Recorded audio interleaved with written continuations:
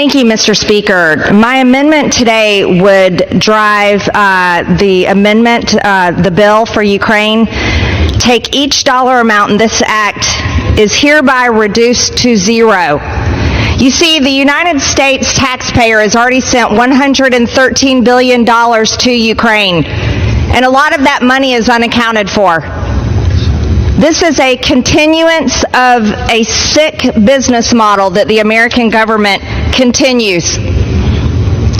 The federal government continues to fund the military-industrial complex, and this is a business model that requires Congress to continue to vote for money, to continue to fund foreign wars, and this is a business model the American people do not support. They don't support a business model built on blood and murder and war in foreign countries, while this very government does nothing to secure our border. The American people are over $34 trillion in debt, and the debt is rising by over $40 billion every single night while we all sleep. But yet nothing is done to secure our border or reduce our debt. Inflation has driven out of control. Americans are suffering every single day. They can hardly afford their grocery bills. They can hardly afford gas in their car. They can hardly afford rent.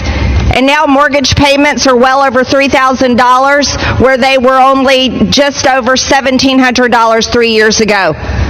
The youngest generation, young adults, don't even think they're going to be able to buy a home in their lifetime. And today in Congress, the most important thing that this body thinks should be done is to send another $61 billion to a war in Ukraine that the American people by 70% do not support. Mind you, this comes on the very heels of Monday being April 15th, tax day, where every single American had to scrounge up their money and send their dollars in to the IRS. Or some of them had to file extensions because they weren't ready and didn't have the money to pay their taxes. But today, this body says the most important thing we can do, is not reduce spending. That's not it. Not to do anything to drive down inflation. Oh no, we can't do that for the American people. It's not to secure our own border that is invaded every single day, by people from over 160 different countries. No, don't secure the American border. Let everyone in. We have over 1.8 million known gotaways. We don't know who these people are. And yet you have members of this body talking big and tough about, we have to defeat Russia. We have to protect Ukraine. But yet all of you are unwilling to protect the American citizens that pay your paycheck, pay the light bills in this building, and pay for this entire federal government. For what? I got something to say. Here goes. ICE is doing the same thing to Latinos that the government did in Tulsa and to black communities all over the United States. Disrupt the accumulation of wealth by people of color. And that's a commentary on the fragility of white supremacy more than anything else. Because success in those communities where they have inferior resources doesn't just mean a transfer of wealth. It means that white people are definitely not better than blacks and Latinos, even when the odds are stacked in our favor. Gumbo is better than bisque, ribs are better than prime rib, liver and onions is better than foie gras, and chicharrones are better than braised pork belly. More with less. And when those communities, black or brown, do more with less, white supremacists must step in and disrupt that progress. The perception of superiority must be upheld. After all, the perception is the only part that's ever been real anyway.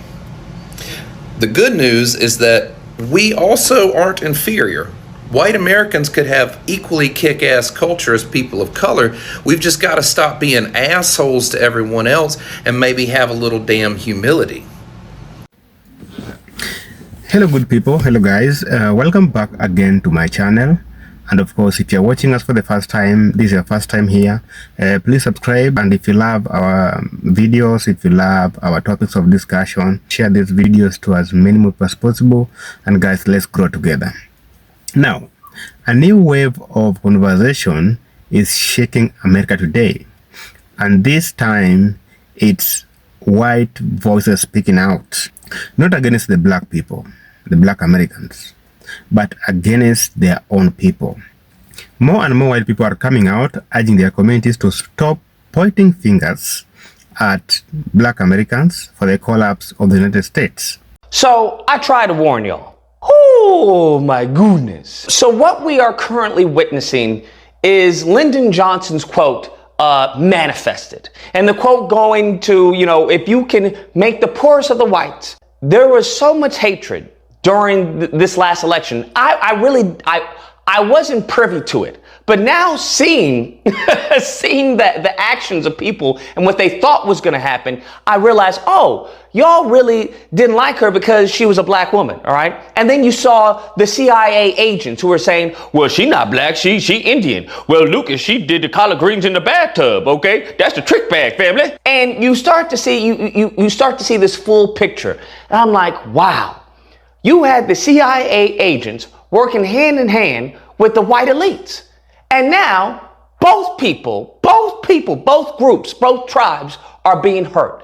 And it's sad to see. It really is sad to see because I tried warning people. They thought that they were going to be attacking the black and the brown. That's what they were so giddy about. Oh, yes, let's get these mofos out of here and we'll get the country great again. OK, we'll make it white because they want to be the majority demographic because that's how they view it. They view it as a white country. And what they failed to understand is that the elites don't really care about them. That's what they miscalculated. They are saying what many of them have ignored for so many years.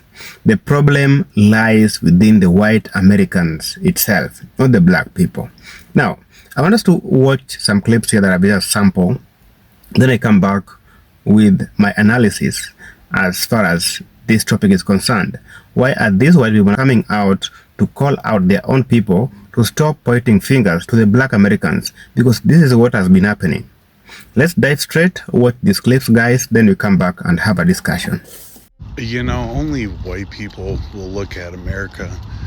Almost 250 years of straight white male leadership, minus one president, and majority white people that run the government, and turn around and blame everyone else. So I try to warn y'all. Oh my goodness. So what we are currently witnessing is Lyndon Johnson's quote, manifested. And the quote going to, if you can make the poorest of the whites. There was so much hatred during this last election. I wasn't privy to it. But now seeing the actions of people and what they thought was going to happen, I realized, oh, y'all really didn't like her because she was a black woman, all right? And then you saw the CIA agents who were saying, well, she not black, she Indian. Well, Lucas, she did the collard greens in the bathtub, okay? That's the trick bag, family. And you start to see you start to see this full picture. And I'm like, wow. You had the CIA agents working hand in hand with the white elites. And now both groups, both tribes are being hurt. And it's sad to see. It really is sad to see because I tried warning people. They thought that they were going to be attacking the black and the brown. That's what they were so giddy about. Oh, yes, let's get these mofos out of here and we'll get the country great again. OK, we'll make it white because they want to be the majority demographic because that's how they view it. They view it as a white country. And what they failed to understand is that the elites don't really care about them. That's what they miscalculated. It's calculated by believing that Sean Hannity's of the world, the Laura Ingrams of the world, the Tucker Carlsons of the world, that they had their best interests at heart. All right. And what you are now witnessing is a destruction is white people. It's impacting the white community. They're the ones that are being attacked and being fired. Are they not? We saw a whole bunch of people talking about, hey, I voted for Trump and now I'm losing my job. you had with Elon Musk and him running amok with Doge. All these federal workers, right? Fired, gone. Now they got nowhere to go, bruh. Nowhere to go. I'm ruined. I have nothing left. Now you're starting to see when it comes to the tariffs. We tried warning people. I was like, listen, What they have in mind when it comes to Project 2025, his idiocy with the tariffs, he did tariffs before and they didn't work. We ended up having to pay reparations to the farmers because that's how bad it devastated the farmers. He did it again.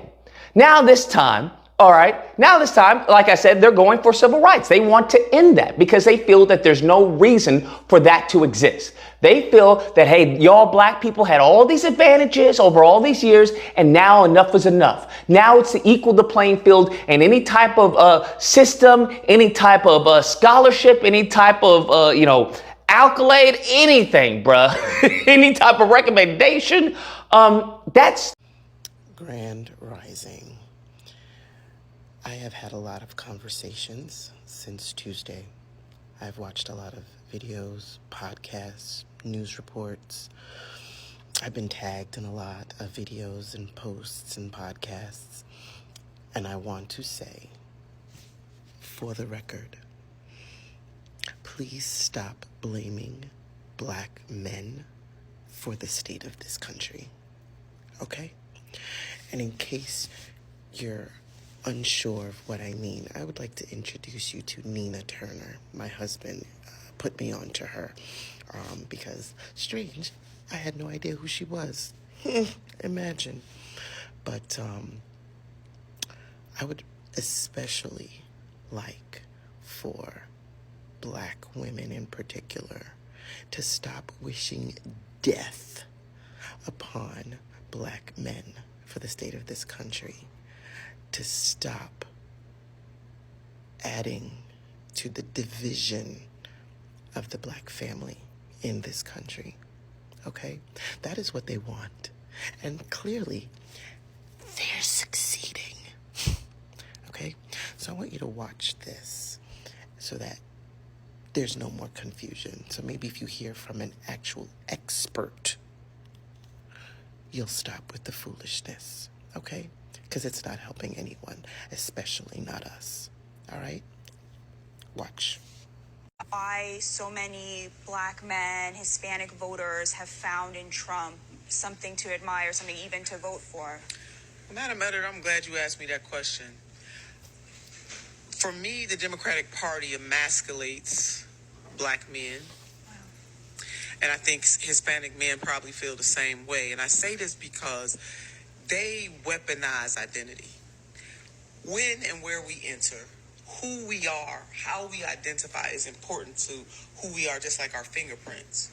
But if you're not going to use my identity to advance a social justice cause, and you're just going to use my identity as a blunt force object, now I got a problem. So what the Democratic Party does, they put black women on a pedestal and they say, we're the mothers of the movement, or we saved the party. But yet you don't put forth policies that save black babies.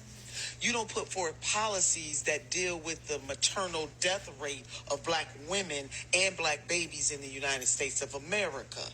You don't do those things that lift and edify. Yes, identity is important. Both parties use it differently. Republicans use it to say that everybody black or brown or of a mixed race is somehow kind of way a DEI hire.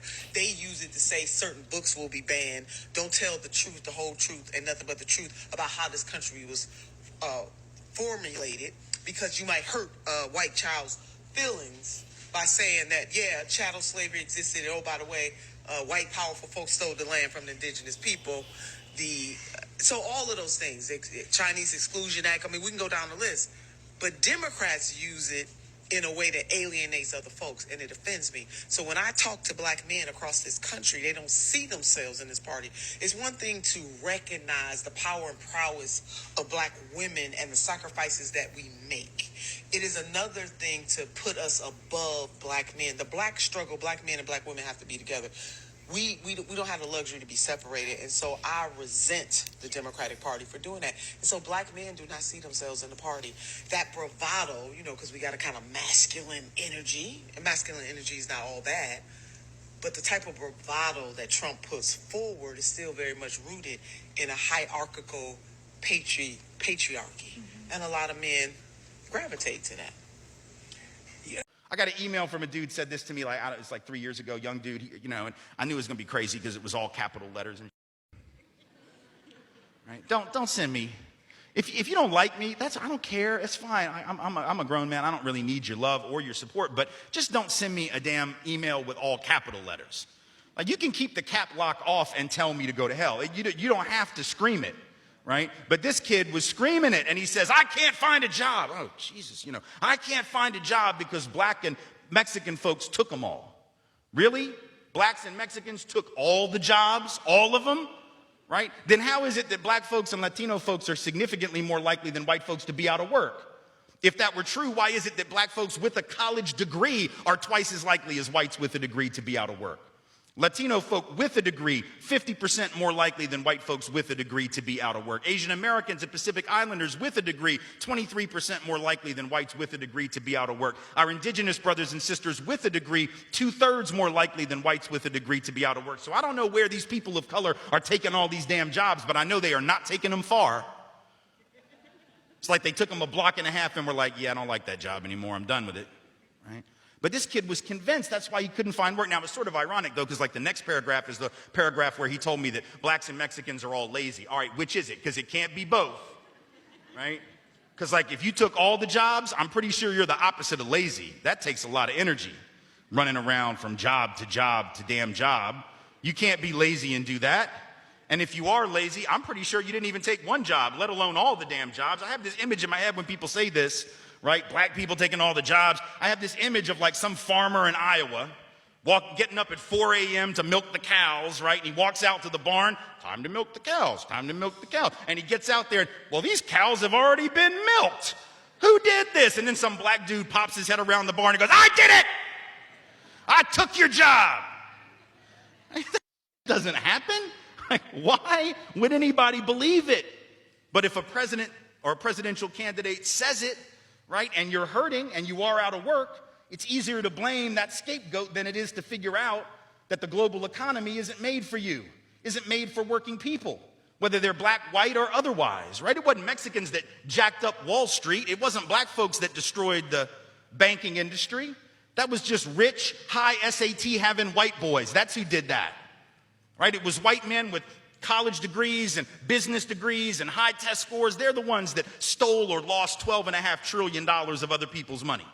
And they did all that in 18 months, destroyed the economy. There wasn't a Mexican person in the room, documented or not, right? There wasn't a black person within 50 yards of any of them, right? There were no Asian Americans, no indigenous people, very few, if any, Muslims in the room. It was just white, probably, just dudes that just real smart, and so smart that they lost all that money or stole it or squandered it.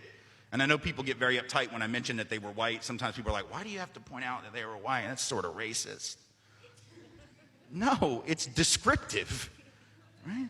And if they had all been black and brown, somebody would have pointed that shit out. Like if it was all black people and all Mexicans, I'm really confident that somebody would have said, no more banking jobs for blacks and Mexicans, right? If black folks had lost all that money, $12.5 trillion, I guarantee you no bank would have hired a black person for any bank job, not even like a teller job ever again. That would have been it. But white guys destroy the economy and they keep getting bonuses. How does that happen, right? Because we're blaming the wrong people. We're not blaming the people at the top for the job situation that young man is facing and millions of other white folks are in fact facing. We're instead blaming the people at the bottom because it's what we've done for 400 years. Right? Same thing with that border. Oh, we're going to build a wall. That'll solve your problems. Right? You think? Is that how capitalism works? Right? You think that's how capitalism works? You just build a wall and all of a sudden everybody gets a big fat raise? Is that what you think happens? Right? Of course not. The corporate executives in this country are going to continue to move their jobs overseas. They can continue to send their jobs elsewhere, put their plant in another country because it's cheaper, because there aren't labor protections or environmental protections. Nothing's going to stop that. I know Donald Trump apparently thinks that sending out some really mean tweets at 3:30 in the morning will intimidate corporate executives. Corporate executives don't give a damn about his tweeting habits, man. 3:30 in the morning, Donald Trump sends out a tweet. If you got $40 billion of investment on the line, you don't give a damn what Donald Trump said. You're still going to move those jobs. Right? Those jobs are still moving as we speak. He takes credit anytime a company says they're not going to move. He ignores all the times that they continue to do so. Capital will always jump across borders under capitalism. Goods will always cross borders under capitalism. If you allow goods to cross and capital to cross, but you don't let labor cross, looking for a higher wage, guess what? The game is tilted against working people by definition. And not just working people down there, working people up here. who would actually be better off with a larger, more militant working class fighting for better wages and working conditions for all people in the hemisphere, right? But we don't talk about that because we'd rather blame these folks. If we could just build a wall, everything will be fine, right? Not understanding both the humanitarian component of that, but also the practical component, because that's a cheap and easy answer, isn't it? It's a way of saying that we don't have to actually do the hard work of rebuilding an economy that works for everyone. Instead of confronting the problems in their community, they immediately go to black people. You pivoting to black people. You understand what I'm saying? See, that's why I don't like to hear no talk from other groups, other immigrants. No, notice they didn't pivot to Hispanics. They didn't pivot to Asians. That's why all that people of color crap and all this other groups need to do this and that. No, they pivot immediately to black people. They didn't pivot to Africans. They didn't pivot to Caribbeans. Immediately pivot to us. That's what they do. They never want to confront their issues. And that alone, not confronting their issues, is what they're talking about. Their numbers. That's what's getting rid of your numbers, is you not confronting your issues. They were talking very, very greasy before this guy was captured. Now, since he's captured, all their conversation got different now. Trump was talking about radical left and all, but Trump was just going in about that, right? Then they capture him and they like, oh, well, I mean, this is sad. And I'm like, what I have learned about that culture, they have a rule. It don't matter what horrific thing that they do, you do not openly condemn it. You don't. It don't matter who you do it to, who they do it to. And a lot of them like Charlie Kirk. I would think that they would really be just on the same energy. Why you turn the energy to black people when you should be turning it to your own community and say, wait a minute, hold on, what are we doing in this community? Why are we doing all this? It's no discussion.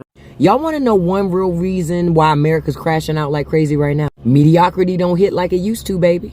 See, once upon a time in America, you could be real mid and still thrive. Mediocre effort, boom, you get a house, car, annual vacation, pension, hell, maybe even a boat. You could clock in, coast through the week, grill on Sundays, and still retire with dignity. But that era is dead and gone, baby. And instead of leveling up or adapting, they're mad, they're bitter, and they're not even blaming the billionaires. They blaming you. They have the audacity to blame me.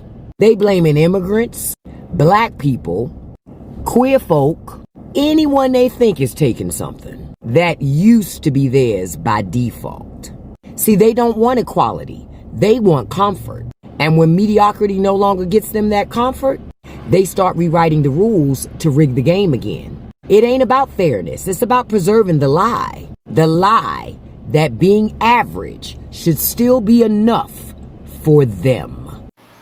I ain't gonna lie, y'all. I ain't gonna lie. So I see all the Hispanic people getting kidnapped by ICE agents and all this, bro. And this all I be thinking, when is God gonna punish white people? That's all I want to know. Throughout the course of history, white people have been deranged murderers, genocide on top of genocide. White people just when is God gonna actually punish these white? If you're listening up there, big guy, when are these people gonna get an actual punishment? Because don't look like these motherfuckers. Don't nothing bad ever happen to white people. Do y'all realize that? Nothing bad ever happens to the race of white people. They're not dealing with anything that other ethnicities. They always cool. Of course they always cool. They the ones that's doing everything else to everybody. When are they gonna get a punishment? This is crazy. White people fucked over the Indians, then they fucked over black people, then they went over there fucking with the Vietnamese and was killing all them innocent fucking school kids, grandmas, moms, dads. They was killing innocent people. Then they didn't learn their lesson from the Vietnamese war, or Viet Cong as they was calling it. So they went and did the same thing that they did in Vietnamese. They did it in Afghanistan. They did it in Iraq. Mind you, they was over there for 20 plus years and didn't win nothing. Dudes in flip-flops and sandals defended their land against these invaders, because that's what our government is, bro. They invade your land, steal your resources, all type of shit like that. What else they do? Black wildlife, bro. If you literally just sat back and Googled all the atrocities that white people have committed against all ethnicities, oh my God, they should have been charged with so many counts of genocide. But when it's white people that's in positions of power, other white people will never get punished. You got white lawyers, white police, white prosecutors, white jury. It's not a coincidence that every other ethnicity has been going through the worst times of their life, and white people just walking around, just enjoying life, you know, because they of course they get to enjoy life. They're fucking everybody else's life up. Then y'all sitting on here celebrating ICE agents, and they over here kidnapping all these people, bro. Most of the people that they kidnap finna go back to their country and most likely be killed. Them Mexicans is finna kill these guys. Them Hondurans is finna kill these people that's getting deported back over there. A lot of them people gonna lose their life. The white people on the internet, even on TikTok, they're cheering it on. Y'all gotta think about their history. They have never been kind people. I'm not making up no lies. Everything I told you, you can go Google it, bro. Not even to mention that, look at what the white government did to Japan. They was getting misinformation. They was like, fuck it, we just gonna drop bombs on Japan. They did that shit twice. Nagasaki and Hiroshima, if I'm saying that shit right, just go look it up. If I'm tripping, get in the comments and let all the incentives politically are for black leaders to blame all problems in the black community on the larger society. Whites control almost 100% of all the wealth, power, resources, privileges, and controls of all levels of government. The hopelessness is one of the big products of the race industry. You're playing a game you can't win. You got to get reparations. That you have no chance. I remember giving a talk at Marquette, and at the end of the talk, among the questions that was asked, a young black man got up and he said, even though I am graduating from Marquette University, what hope is there for me? And having gone through college when I was in the 50s, I don't remember any blacks saying that in the 1950s, when there was a lot more obstacles to overcome than there were when this guy is graduating from Marquette. But you have to produce that kind of feeling in order to serve the interests of those in the race industry. And I thought it was the UK that was on its arse. Seems like these Americans are really fucking struggling with the cost of living crisis. Check this video out. Tell me it don't break your heart. How can someone earning $80,000 a year be struggling to live? This is fucked. And we are literally the brokest we've ever been. I can begin to wrap my head around it. Financially, I don't understand anymore. I don't understand how I make $34 an hour and I can't function. I can't pay my bills.